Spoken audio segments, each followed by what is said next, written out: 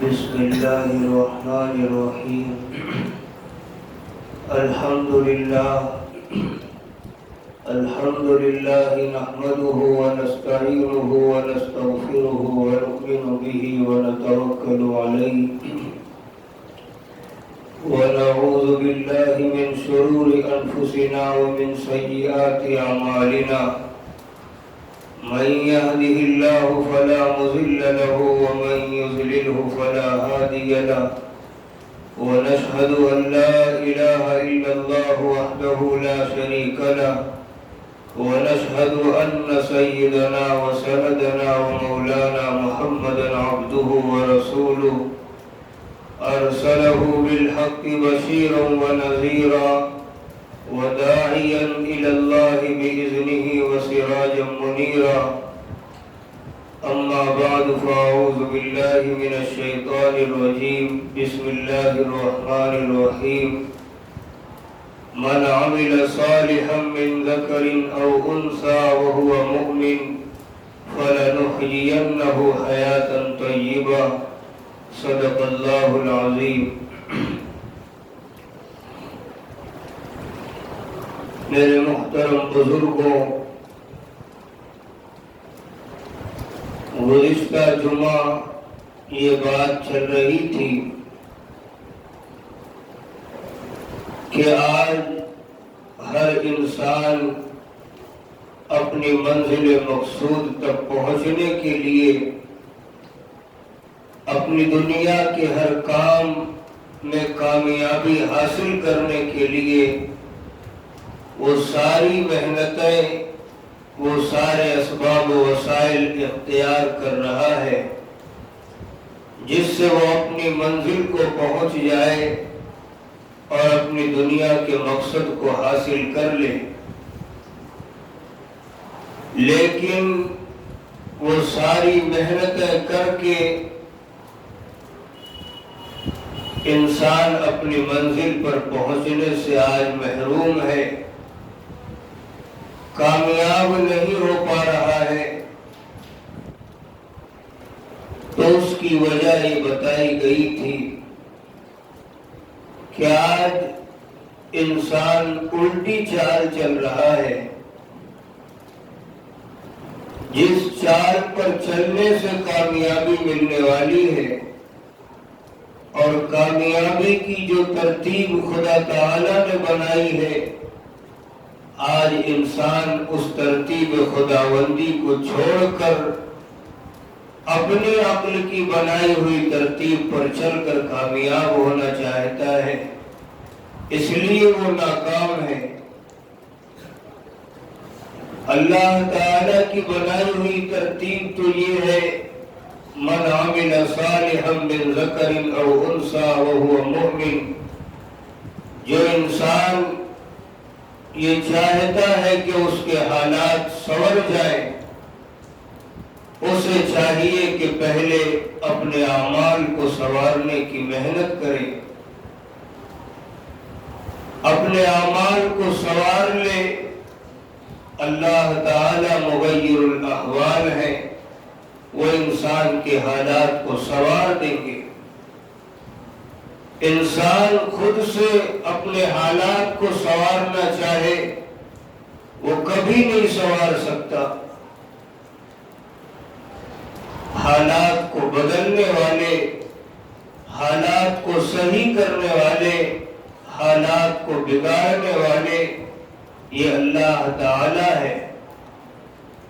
انسان جیسے حالات اپنے اوپر لانا چاہتا ہے ویسے اعمال اختیار کرے، اس کے اوپر ویسے حالات آئیں گے. اس لیے فرمایا اگر اپنے حالات سنوارنا چاہتے ہو تو حالات کو سنوارنے کی محنت نہ کرو، اپنے اعمال کو سنوارنے کی محنت کرو. اللہ تعالیٰ تمہارے حالات کو سنوار دیں گے. اور اگر اپنے اعمال کو سنوارنے کی محنت کو چھوڑ کر صرف اپنے حالات ہی کے چکر میں صبح سے شام تک ساری کوششیں جاری ہے، ساری محنتیں اسی کے لیے ہو رہی ہیں، اعمال کی کوئی فکر نہیں تو دن بھر ہم ٹھوکریں کھاتے پھریں گے، در در سے ٹھوکریں کھائیں گے، لیکن ہمارے حالات سنوریں گے نہیں، اس لیے کہ حالات کو بدلنے والے، صحیح کرنے والے، بگاڑنے والے اللہ تعالی ہیں۔ ہمارا کام تھا اعمال کو سنوارنا، اس کو ہم چھوڑ کر خود سے اپنے حالات کو اگر سنوارنا چاہیں گے ہم کبھی نہیں سنوار سکیں گے۔ اس لیے کامیابی کی جو ترتیب ہے وہ یہ ہے کہ ہم اپنے اعمال کو سنواریں، اللہ تعالی حالات کو سنوار دیں گے۔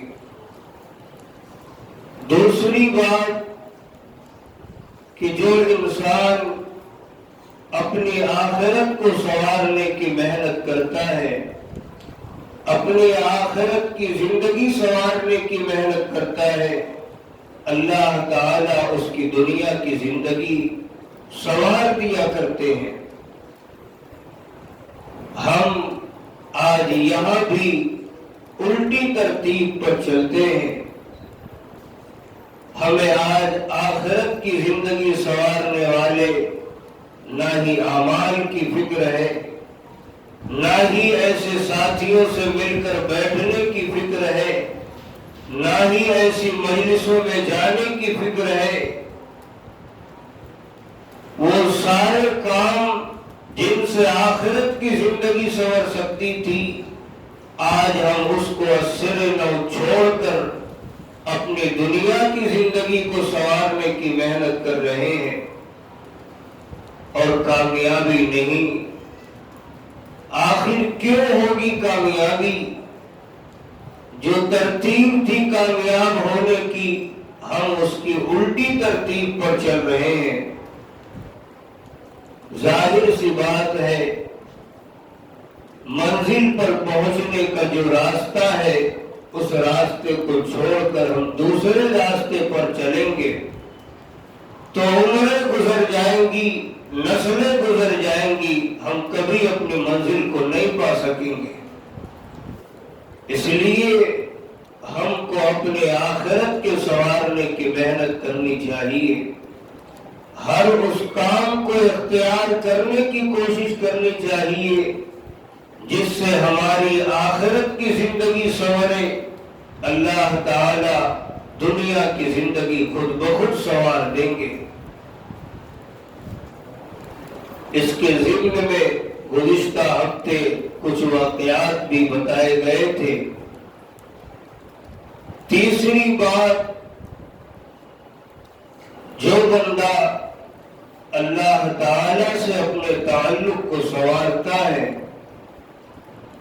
اللہ تعالی مخلوقات کے ساتھ اس کے تعلق کو سنوار دیا کرتے ہیں۔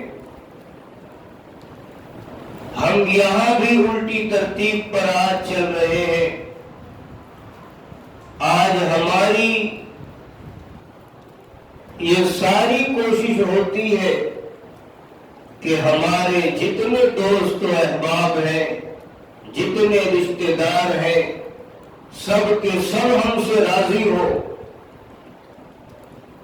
چنانچہ ان کی رضا کی فکر میں ہمیں کتنی سنتوں کو قربان کرنا پڑتا ہے، اللہ تعالیٰ کے کتنے احکام کو توڑنا پڑتا ہے، ہم توڑ کر اپنے ان دوست و احباب کو راضی کرنے کی محنتیں کرتے ہیں۔ آج شادی بیاہ میں اور دیگر معاملات میں ہم ایک سرسری جائزہ لے لیں کہ آج سیدھے سادے اصول کے مطابق نکاح کے لیے کوئی راضی اور تیار نہیں ہے۔ کسی کی خواہش ہے کہ جو رسم و رواج چل رہا ہے آپ اسے اختیار کریے تو ہم آپ کے نکاح کے معاملے میں شرکت کریں گے۔ کسی کی رضا اس میں ہے کہ جو بدعات آج اس میں ہے آپ اسے اختیار کریے تو ہم آپ سے راضی ہوں گے اور آپ کے نکاح کے معاملے میں شرکت کریں گے۔ اس طرح بہت سی لوگوں کی ایسی رضا اور خواہشیں ہیں جو سراسر سنتوں اور احکام شریعت کے خلاف ہے، لیکن انسان آج انسانوں کو راضی کرنے کے لیے، اپنے دوست و احبابوں کو، رشتہ داروں کو راضی کرنے کے لیے وہ سارے کام انجام دیتا ہے جس سے وہ راضی ہو، اور ان ساری سنتوں کو قربان کر دیتا ہے، سارے احکام کو توڑ دیتا ہے کہ یہ راضی ہو جائے۔ لیکن یہ سارے کام کرنے کے بعد بھی ہم سے کوئی بندہ راضی نہیں رہتا پورے طور سے۔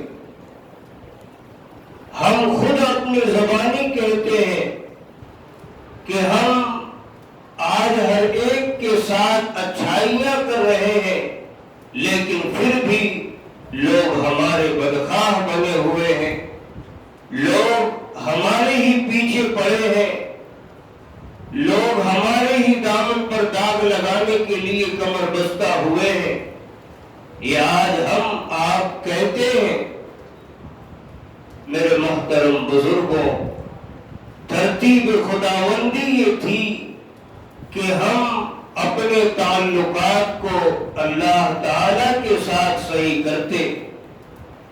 اللہ تعالیٰ جس کام سے راضی ہوتے ہم اس کام کو کرنے کی فکر کرتے۔ اللہ تعالیٰ مخلوقات کے ساتھ ہمارے تعلق کو خود بخود سنوار دیتے، اس لیے کہ اللہ تعالیٰ ہی وہ ذات ہے جس کے قبضے قدرت میں ہم انسانوں کے دل ہیں، ہمارے دماغ ہے، اس کی حکم کے بغیر ہمارا کوئی عضو اپنے سے کام نہیں کر سکتا، اس کی اجازت کے بغیر ہمارا ذہن ایک چیز کا خیال تک نہیں لا سکتا، ہمارا دل اس کی اجازت کے بغیر کوئی بات سوچ نہیں سکتا۔ یہ سب اس کے تابع ہے۔ اگر ہم اللہ تعالیٰ کے ساتھ اپنے تعلقات کو بگاڑ کر، اس کی نافرمانیاں کر کے، اس کے احکام کو توڑ کر کے اس کی مخلوق کو راضی کرنا چاہیں تو یاد رکھیں مخلوقات کے دل ہمارے ہاتھ میں نہیں ہے، اللہ تعالیٰ کے قبضے قدرت میں ہے۔ تم لاکھ مخلوق کو راضی کرنے کی محنتیں کر لو، ساری قربانیاں دے کر، اگر یہ چاہو کہ وہ ہم سے راضی رہیں، اللہ تعالیٰ دلوں کے بدلنے والے ہیں۔ ایک وسوسہ اس کے دل میں ڈالیں گے اور آپ کی ساری کرائی قربانیاں، محنتیں اس کے ایک وسوسے کے چکر میں سب وہ بھول جائے گا۔ تو میرے محترم بزرگوں، ترتیب خداوندی یہ ہے کہ ہم اللہ تعالیٰ کے ساتھ اپنے تعلق کو سنواریں، اور یقیناً جس نے اپنے تعلقات کو اللہ تعالیٰ کے ساتھ سنوارنے کی محنت کی ہے، کتابوں میں ایک نہیں ہزاروں واقعات آپ کو ملیں گے۔ اللہ تعالیٰ پھر رشتہ داروں، دوستوں، احبابوں ہی کے دل نہیں، انسان جیسی مخلوقات ہی کو نہیں، اس زمین پر بسنے والی ساری مخلوقات کو اس کا رضامند بنایا۔ اس کی مثال اگر آپ دیکھیں، نبی علیہ السلام کی مبارک زندگی میں دیکھیں، جب آپ مکہ المکرمہ میں تھے، اس وقت قریش آپ کی جان کے دشمن تھے، لیکن جب آپ ان کی دشمنی سے مجبور ہو کر آپ کو ہجرت کا حکم ہوا کہ آپ مدینہ طیبہ چلے جائیں۔ آپ مدینہ طیبہ ہجرت کر کے 8 سال رہے۔ 8 سال کے بعد جب مکہ المکرمہ فتح ہوا اور آپ دوبارہ فاتح مکہ کی شان سے مکہ المکرمہ میں داخل ہوئے تو پھر وہ قریش ہی نہیں، سارا کا سارا مکہ آ کر آپ کے ہاتھ پر بیعت اسلام کرتا ہے اور اسلام کو قبول کرتا ہے۔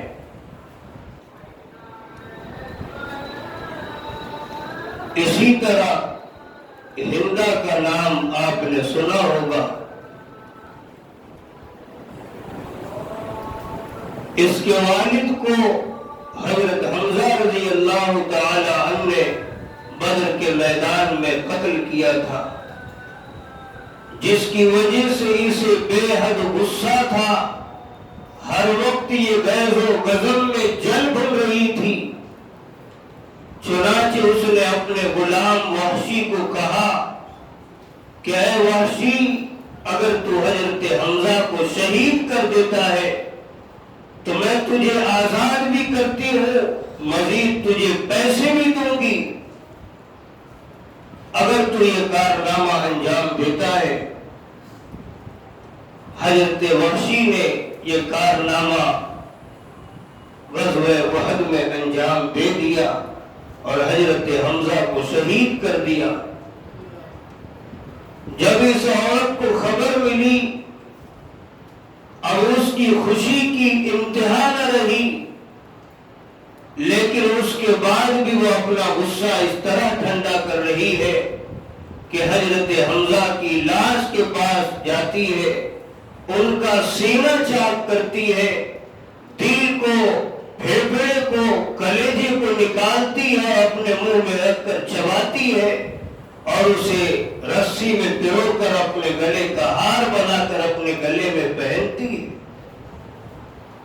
اب آپ سوچیں کہ عورت ذات جسے آج صنف نازک کہا جاتا ہے، کم ہمت سمجھا جاتا ہے، اگر وہ کسی انسان کے سینے کا کلیجہ نکال کر چبا رہی ہو تو آپ اندازہ لگائیں کہ اس کے دل و دماغ میں کتنا غصہ ہوگا اور اس کے دل میں اللہ، اس کے رسول کے خلاف کتنی دشمنی ہوگی۔ آپ اس کا اندازہ اس کی چال سے لگا سکتے ہیں۔ لیکن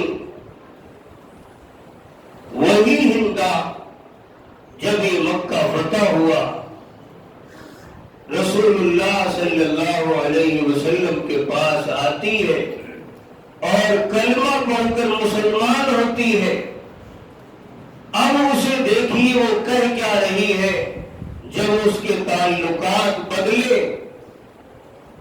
فرمایا اے اللہ کے حبیب، اس سے پہلے یعنی جب میں مشرک اور کافرہ تھی، آپ کے خیمے سے زیادہ کوئی خیمہ مجھے میری نگاہ میں نفرت والا نہیں تھا۔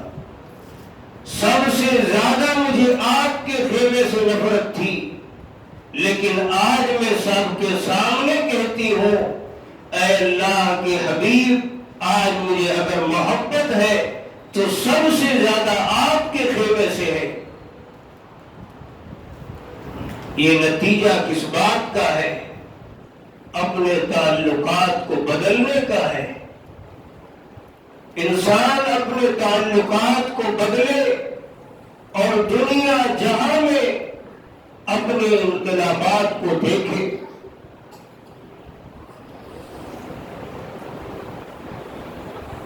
امیر معاویہ رضی اللہ تعالی عنہ نے ام المؤمنین حضرت عائشہ رضی اللہ تعالی عنہا کو خط لکھا کہ آپ ام المؤمنین ہیں، ہمیں کچھ نصیحت فرمائیے۔ تو ام المؤمنین حضرت عائشہ رضی اللہ تعالی عنہا نے انہیں ایک نصیحت نامہ لکھا اور واقعی نصیحت کا اور رسول اللہ صلی اللہ علیہ وسلم کی صحبت کا انہوں نے حق ادا کر دیا۔ فرمایا اے امیر امیر معاویہ، اگر تم مخلوق کو راضی کرنے کے لیے اللہ تعالیٰ کو ناراض کرو گے، اللہ تعالیٰ ساری مخلوق کے دل میں تمہارے تئیں نفرتیں پیدا کر دے گا، اور اگر تم اللہ تعالیٰ کو راضی کرنے کے لیے مخلوق کو ناراض کر بیٹھو گے، اللہ تعالیٰ مخلوق کے دل میں نفرتیں نہیں تمہارے تئیں محبتیں پیدا کر دے گا، اور وہ مخلوق تم سے محبت کرنے لگے گی۔ یہ اشارہ تھا اس بات کی جانب اپنے تعلقات کو اللہ تعالیٰ کے ساتھ سنوارے رہو، مخلوقات کے ساتھ تمہارے تعلق اللہ تعالیٰ خود بخود سنوار دیں گے۔ پھر انہیں انسانوں کے ساتھ ہمدردی اور یاری کی فکر مت کرنا، اس روئے زمین پر بسنے والی ان گنت مخلوق خدا تم سے راضی اور خوش رہے گی، تمہارے حکم کے تابع ہونے کے لیے تیار رہے گی۔ ابراہیم بن ادہم رحمت اللہ علیہ کا واقعہ مشہور ہے۔ اپنے وقت کے بڑے بادشاہ گزرے ہیں، لیکن ایک وقت آیا ان کے دل میں اللہ رب العزت کی محبت اور عشق کا غلبہ سوار ہوا۔ اسی عشق و محبت کے غلبے میں تخت و تاج اور شاہی حکومت کو چھوڑ دیا اور جنگل میں جا کر زندگی گزارنے لگے۔ ایک دن سمندر کے کنارے بیٹھے ہوئے اپنے ہاتھ سے اپنی گدڑی سل رہے تھے، تو اس وقت جو ان کی جگہ دوسرا بادشاہ بیٹھا تھا وہ اچانک آیا اور اپنے پہلے بادشاہ کو اس حالت میں دیکھ کر کہنے لگا کہ اے شہنشاہ وقت، اے ابراہیم بن ادہم، تم نے اپنی یہ کیا حالت بنا رکھی ہے؟ تم نے شہنشاہی اور تخت و تاج کو چھوڑ کر یہ کیا فقیری اور محتاجی اپنا رکھی ہے؟ ابراہیم بن ادہم رحمت اللہ علیہ نے بڑے پراعتماد لہجے میں فرمایا کہ اے شہنشاہ وقت، تو اسے فقیری مت سمجھ، تو جسے فقیری آج کہہ رہا ہے، آج میں تمہارے جیسے چند انسانوں کے جسموں پر حکومت کرنے والے بادشاہ سے بدر جہاں بہتر ہوں۔ تمہیں تو آج ان چند انسانوں پر حکومت حاصل ہے اور انہی چند مخلوقات خدا پر تم حکومت کر رہے ہو۔ میں اس فقیری اور محتاجی میں بیٹھ کر انگنت مخلوقات خدا پر حکومت کر رہا ہوں۔ اتنا کہہ کر جس سوئی سے اپنی گدڑی سل رہے تھے سمندر میں پھینک دی، اور پھر بادشاہ سے مخاطب ہو کر کہا کہ اے شہنشاہ وقت، اے لوگوں کے جسموں پر حکومت کرنے والے بادشاہ، اپنی فوج سے کہہ کہ میری سوئی سمندر سے نکال کر لائے۔ اب بادشاہ حیران ہے کہ یہ بھی کچھ ممکن ہے کہ اب سوئی جیسی چیز سمندر سے دستیاب ہو جائے اور مل جائے۔ بادشاہ نے اپنی حیرت کا اظہار کرتے ہوئے کہا کہ ابراہیم بن ادہم، یہ کیسے ممکن ہے؟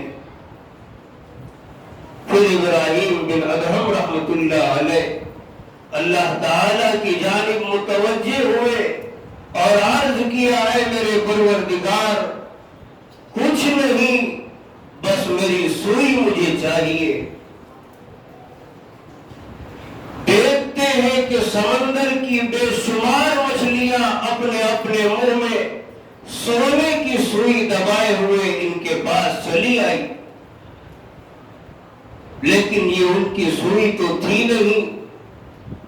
پھر کہا، اے پروردگار، سونے کی سوئی نہیں، مجھے میری وہی سوئی چاہیے۔ دیکھتے ہیں کہ ایک مچھلی اپنے منہ میں ان کی وہی سوئی اپنے منہ میں دبائے ہوئے چلی آئی۔ اب بادشاہ وقت نے جب یہ ماجرا دیکھا، اس کی حیرت کی انتہا نہ رہی، اور یہ سچ ثابت ہوا جو نبی علیہ السلام نے فرمایا، اسمع یسمع لک، اے لوگوں تم اس پروردگار کی سن لو جس کی دسترس میں، جس کی تابع، جس کی حمد و ثنا آج دنیا کا ہر ذرہ کر رہا ہے، آج اس کی سن لو۔ کائنات کا ہر ذرہ تمہاری سننے کے لیے تیار ہے۔ عمر بن عاص رضی اللہ تعالی عنہ کا واقعہ مشہور ہے، جب وہ مسلمانوں کا غیر معمولی دستہ لے کر افریقہ پہنچے اور وہاں انہوں نے ان کو ایک اسلامی چھاؤنی بنانے کی ضرورت پیش آئی، تو فرمایا کہ چھاؤنی افریقہ کے جنگل میں بنے گی۔ اب وہ جنگل کیسا تھا؟ جہاں سے لوگ دن میں بھی گزرتے ہوئے ڈرتے تھے، جو وہاں سے ایک بار گزرتا تھا وہ زندہ واپس نہیں آتا تھا۔ ایسے ایسے جانور اور درندے وہاں پڑے تھے۔ عمر بن عاص کا وہ لشکر افریقہ کے جنگل کے پاس پہنچا اور امیر لشکر عمر بن عاص رضی اللہ عنہ نے وہی کھڑے ہو کر آواز لگائی کہ اے جنگل کے درندوں، پرندوں اور موذی جانوروں، آج ہم غلامان مصطفیٰ صلی اللہ علیہ وسلم کو اس جنگل کی ضرورت ہے۔ میں تمہیں خدا کی خدائی کا واسطہ دے کر کہتا ہوں، جتنی جلد ہو سکے اس جنگل کو خالی کر دو، ورنہ اگر تم نے میری بات نہیں سنی تو میں اس کے بعد جسے جہاں پاؤں گا قتل کر دوں گا۔ مورخین حیران ہے، دنیا کے عقلاء سائنسداں حیران ہے کہ آخر اس بندے خدا کی آواز میں وہ کون سا جادو تھا کہ جس کو سنتے ہی جنگل کے شیر، ہاتھی، بھیڑیے سب کے سب اپنے بچوں کو اپنے سینے سے دبائے ہوئے اس طرح جنگل کو خالی کر رہے ہیں جیسے کوئی غلام اپنے آقا کے سامنے گردن جھکائے جا رہا ہو۔ میرے محترم بزرگوں، یہ سارے واقعات اس بات کا پتہ دیتے ہیں، ہم اپنے تعلقات کو اللہ تعالیٰ کے ساتھ سنوارنے کی محنت کر لیں، اللہ تعالیٰ مخلوقات کے تعلقات ہمارے لیے خود بخود سنوار دیں گے۔ اور چوتھی چیز جو بندہ اپنے دن کے اعمال کو سنوار لیتا ہے، اللہ تعالیٰ اس کی رات کے اعمال کو سنوار دیا کرتے ہیں۔ آج بہتوں کو یہ شکایت ہے کہ دن کی 4 نمازیں تو ہم جاگتے ہیں، پڑھ لیتے ہیں، فجر کی نماز میں ہماری آنکھ نہیں کھلتی، تہجد کی توفیق ہم کو نہیں ملتی، اور کیسے ملے گی؟ ہمارا دن اس حال میں گزرتا ہے کہ حلال و حرام کی ہمیں تمیز نہیں ہوتی، جھوٹ سچ میں ہم احتیاط نہیں کرتے، غیبتیں کرتے ہیں، ایک دوسرے کے خلاف بہتان تراشیاں کرتے ہیں، دھوکہ دیتے ہیں۔ ہمارے دن کے اعمال کا یہ عالم ہے، ظاہر سی بات ہے پھر ہمیں رات کے اعمال کی توفیق ہرگز نہیں ملے گی۔ اس لیے جو یہ چاہتا ہے کہ فجر کی توفیق ہو، تہجد کی توفیق ہو، اسے چاہیے کہ اپنے دن کے اعمال کو سنوار لے، اللہ تعالی رات کے اعمال کو خود بخود سنوار دیں گے۔ یہ 4 ترتیب ہے جو بزرگوں نے لکھی ہے اور ان کا صدیوں کا تجربہ ہے۔